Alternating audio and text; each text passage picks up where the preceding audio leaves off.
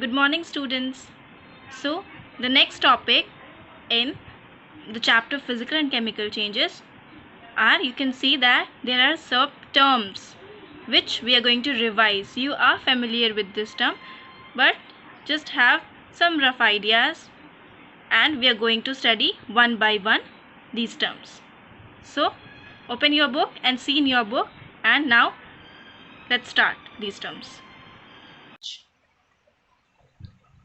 Now, what is some of the terms which we are going to revise? You have already studied these terms in your lower classes. Just revise these terms. What are dissolution? So the dissolution means it is a process in which a solid substance solubilizes in a given solvent. That is mass transfer from the solid surface to the liquid phase. Right? Like whenever you dissolve sugar into water, that means solid substances solubilizes in water. Right? So it transfer from the solid surface to the liquid phase. That means here in your book it has written that the process by which a solute gets dissolved in a solvent is called dissolution. How you're going to identify these two terms, solute and solvent? Solute means in sugar in water. What is solute and solvent here? Solute is sugar and solvent is water. One more, how you can identify this? The thing which is present in little amount, that is solute, and which is present in large amount, that is solvent. That means little amount which is present, sugar is present. So sugar is solute and solvent is water. What is evaporation? So evaporation is the process by which water changes from a liquid to a gas, to a gaseous form, liquid form to a gaseous form. We call that process evaporation. So the conversion of a liquid into vapor at any temperature below its boiling point is called evaporation. Now there are various factors in which this evaporation depends. The first factor is rise in temperature. So if you rise temperature, evaporation increase. Second, if you increase the surface area of the liquid, evaporation increases. Third one, if the dryness of the air increases, evaporation increases. And the fourth one, movement of air helps evaporation. Means if the weather is windy, that means your clothes will dry at faster rate. So in these four factors, evaporation depends. Boiling. So in simple terms, we can say that the transition of a liquid into vapor state, we call that boiling. Right? So how it begins? It begins when the liquid is heated to the point at which the pressure above its surface becomes equal to the external pressure. So like this. So this is a higher classes definition. So you leave this. You just consider that the transition of a liquid into vapor is called boiling. Now how this we keep a liquid boiling? You can see in this figure the heat that is expended in the formation of bubbles. You have to supply continuously heat. You have to supply heat continuously to the container. Okay, so thus boiling is inseparably associated with heat transfer. Always remember, which results in the transmission of heat from the heating surface to the liquid. Yes, from the down surface to the upward surface. So likewise, it transfers heat. So the heat exchange during boiling is one of the forms of convective heat transfer. You leave this. Convective heat transfer is not in your syllabus. So just remember that the heat transferred from down to up. Okay.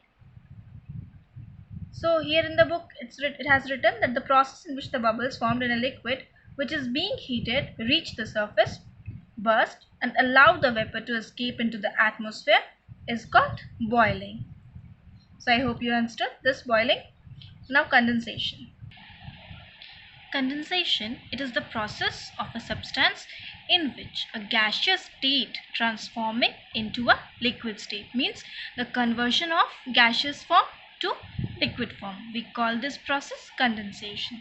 In book also it has written that the process in which the vapor of a liquid on cooling get converted into the liquid at some fixed temperature. Always remember, at some fixed temperature is called condensation. Okay.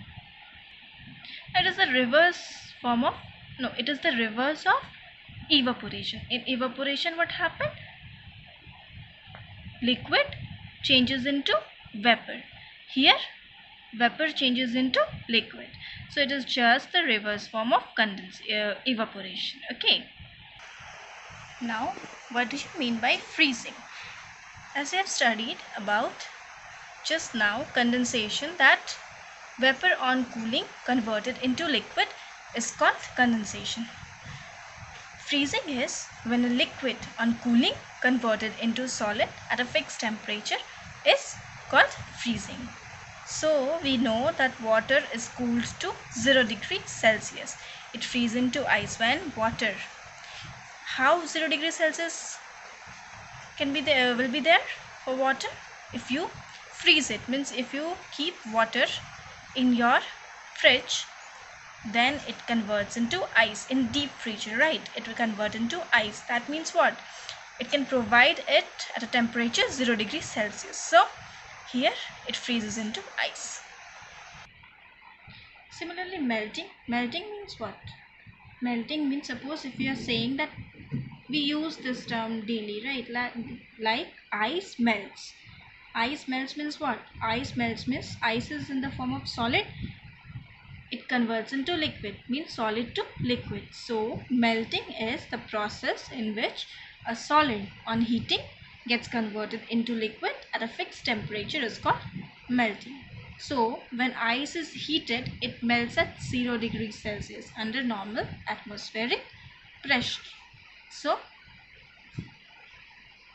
melting is what? When solid converted into liquid, you have to, obviously solid, if solid converted into liquid, you have to supply some amount of heat, then only it converts. That means when ice melts, how ice melts? Some temperature is there in an environment, some temperature is there like 25 degrees Celsius, 30 degrees Celsius, 35 degrees Celsius, like this. So by taking that room temperature, ice melts. Suppose if environments, suppose if it's a cold place, suppose you're going to some cold place and there you're seeing ice. That means what? That country has temperature in minus, like minus 2 degrees Celsius, like that. Okay, that is why their ice doesn't melt.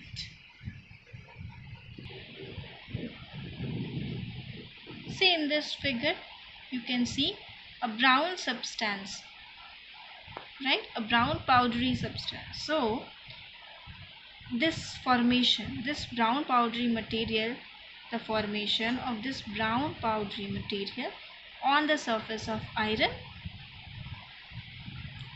in the presence of moisture is called rusting of iron. Okay, this rusting always forms whenever in atmosphere moisture is there, means it will react with moisture. Moisture means what? Water in a vapor form, right? So how this powdery material form? It reacts with, iron reacts with moisture in air and form this rust. Okay. Now after this, the next topic is burning.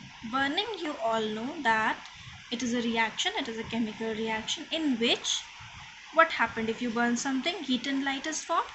Heat and light are formed. Suppose if you're burning a paper, what will happen? Heat along with light in the form of flame are given out. So that chemical reaction is burning. So the next topic of chapter physical and chemical change is changes involve energy. Okay. So in this, what's written in your book, that if any change involved, energy is either absorbed or evolved. So on the basis of energy absorbed or evolved, we can classify this in two processes, that is exothermic and endothermic. See, this energy absorbed or evolved, it may be formed in the form of heat, light, electricity or sound energy. In this form only, energy either absorbed or evolved. So if energy is absorbed in any chemical reaction, we call it endothermic process or change. And if any process or change in which heat evolved, we call that process or change exothermic change. So endothermic change means, I hope you understand that, whenever heat is absorbed. So what are the example of this? Evaporation of water. Evaporation, how evaporation occurs? It takes heat from surrounding and evaporates. Water take heat from surrounding and evaporate. That means heat is absorbed by the substance. So that process is endothermic. Then what is the example of exothermic? Burning of fuel. If any fuel is burning, that means heat is released. Suppose if carbon is burning, carbon in the form of coal is burning, then you all know that heat is evolved. It gives heat, a lot of heat. So in that process, heat is evolved, and that process is exothermic process, or that change is exothermic change. 2 or 3 points just see here, that we know that energy cannot be created or destroyed. Okay, we cannot create energy or destroy energy. It can only be changed from one form to another form. And in all chemical reaction, energy is involved in the form of heat, light, electricity or sound. Now energy change has taken place when there is a rise or drop in temperature to the surroundings. And just now we have studied that two types of energy change, that is exothermic and endothermic. Exothermic changes, just now I told you that exothermic change is a change in which heat is given out to the surroundings. And when it occurs, heat is released from the reactant and transferred to the surrounding. Then the temperature of the reaction mixture rises and the container feels warmer. Okay. So one example is there in your book, activity number 2. That to show that when water is added to quicklime, heat is evolved. See, if you take beaker and a quicklime and you add small quantity of quicklime in a dry beaker and then you pour water into it, what you will find? You will find that a lot of heat is evolved. So after a few minutes, water over quicklime even starts boiling. So in this case, we conclude and we can see that during the interaction between water and quicklime, energy in the form of heat is evolved. Okay. Now endothermic change.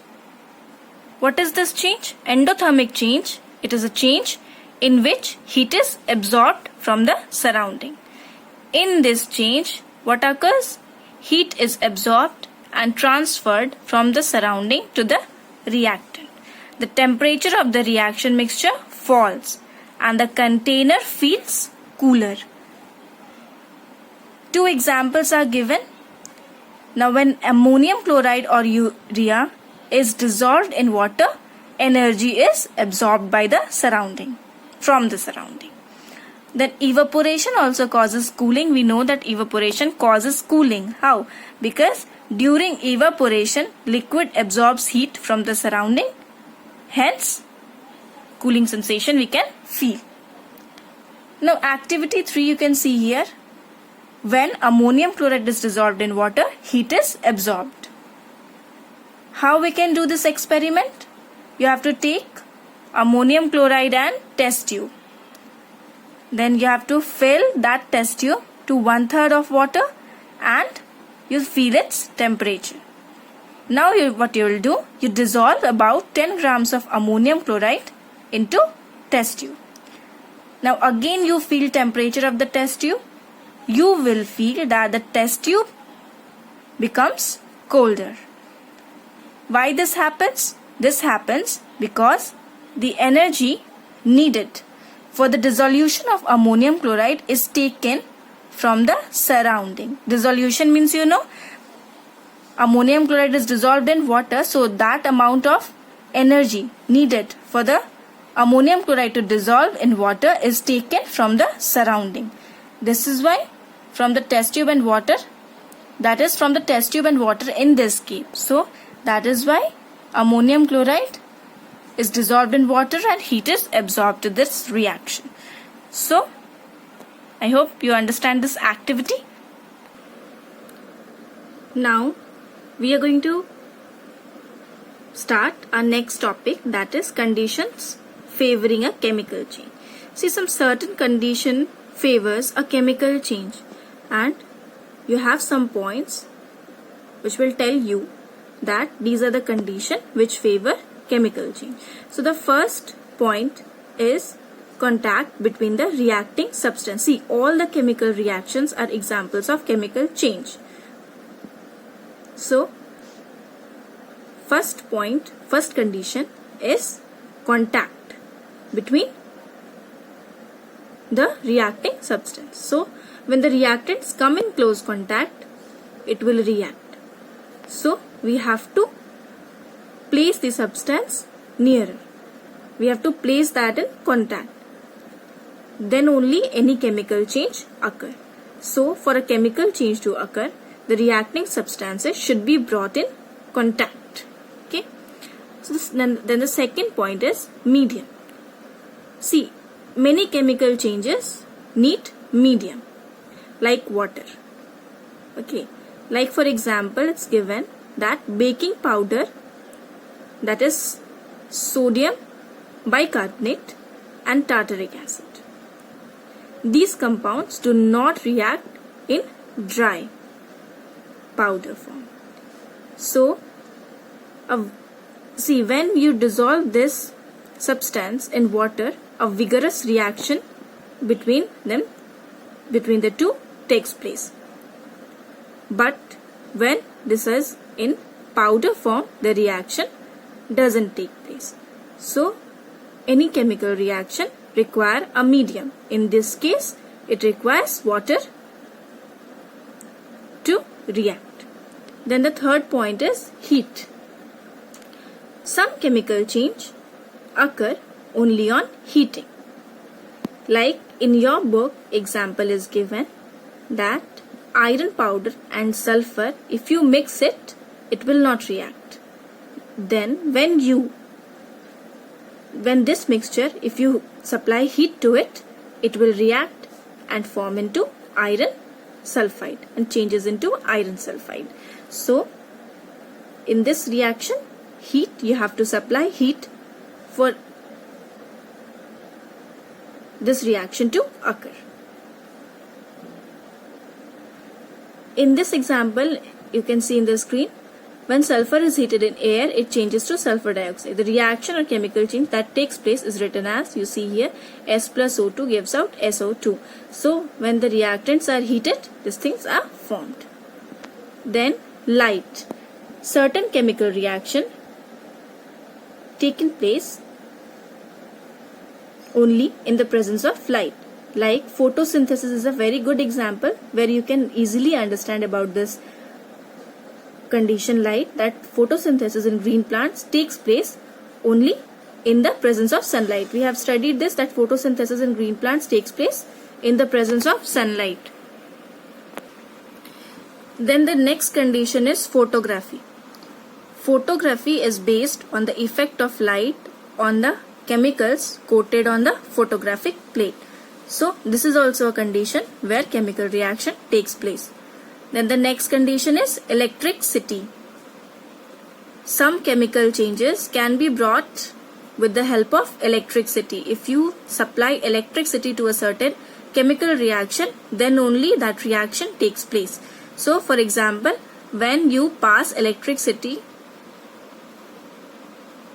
through acidulated water, it decomposes into hydrogen and oxygen. Then the next condition is pressure. When you increase pressure, it may also lead to a chemical change. Like crackers explode when struck with a hammer. So in that also chemical reaction takes place. And the last condition is catalyst.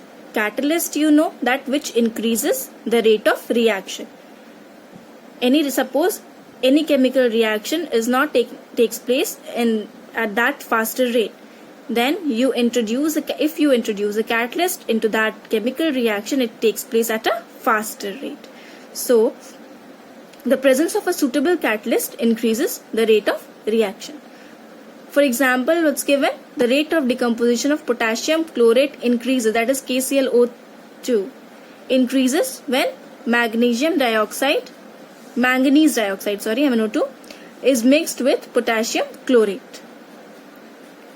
The catalyst manganese dioxide remains unchanged after the reaction. You have studied this, I think, you will study this reaction after in chapter, I think, 5 or 6.